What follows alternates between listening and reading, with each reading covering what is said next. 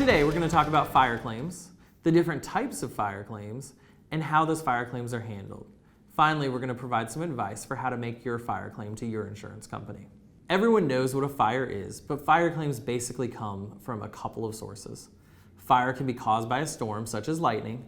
Fire can be caused by an accident, or fire can be caused by the house itself, such as faulty wiring.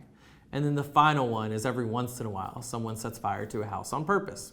Now, as long as you didn't set fire to your house on purpose, you still have a fire claim, even if someone else did it. So let's talk about all fire claims the same. When fire comes into a house, it does a few things. The first thing it does is it burns up everything near it, and it creates structural damage to everything it touches. This means that even if a specific item or a specific material in the house still is standing, if it was burned, it still may need to be replaced because it's not as structurally sound as it used to be.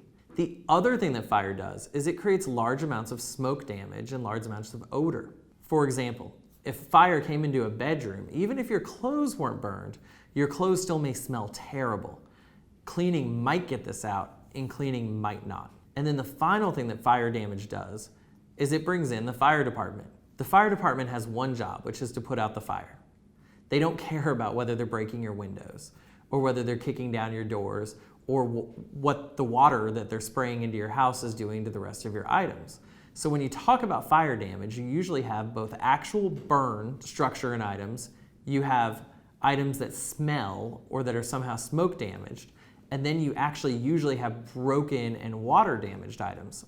All of those fall under the convent of a fire claim. These are all things that you need to make with your insurance company and that you need to recover all as part of the same occurrence for your fire. Now, sometimes people say, is my insurance company responsible for a fire claim? If you have a homeowner's insurance policy or a fire policy, then yes, you likely have fire coverage. Most policies have fire coverage. Some people think that they shouldn't make that claim because they caused the fire. The reality is accidents happen every day.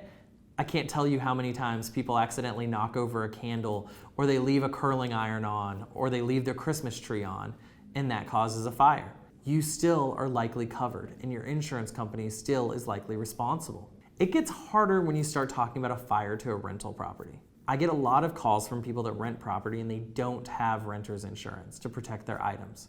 So they want to sue their landlord for a fire. Now, of course, their landlord's insurance is likely only going to cover it if the landlord was to blame.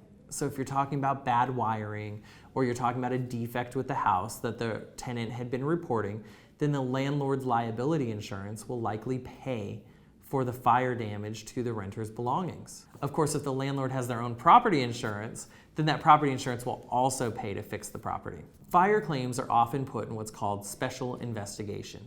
This is a special term we use in Louisiana, and it means that if an insurance company thinks you might have caused the fire, they don't have to pay your claim out until they've cleared you. It's very important if you get placed in special investigation to have an attorney on your side as soon as possible to start to move the process forward. For instance, our office works very hands-on with the fire marshal to get our client cleared of any suspicion immediately, so our client can start getting things like temporary living expenses, can start replacing their items, their clothes, their toiletries, their food, and then eventually can get moved back into their house. As far as putting a fire claim together, you want to do a few things.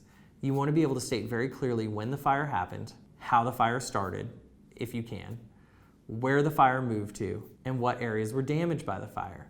But you don't want to forget to discuss what happens with the fire department and what the fire department did when they came to your house. This is all going to be important to collect all of your damages together. Finally, it is crucial to have a thorough estimate that covers contents, your stuff, and covers all of the different damage to your property. Again, this can be hidden damage. You might have smoke damage in the walls that requires you to actually rip down all your drywall and go in and either clean or replace certain structural elements of your house. A lot of people overlook this, and the problem is if they overlook it, they might miss their opportunity to repair these things because they realize it far too late. If you have a fire claim, you need someone on your side that understands how fire claims work and understands how to make those claims correctly. If you're experiencing fire damage, feel free to call us.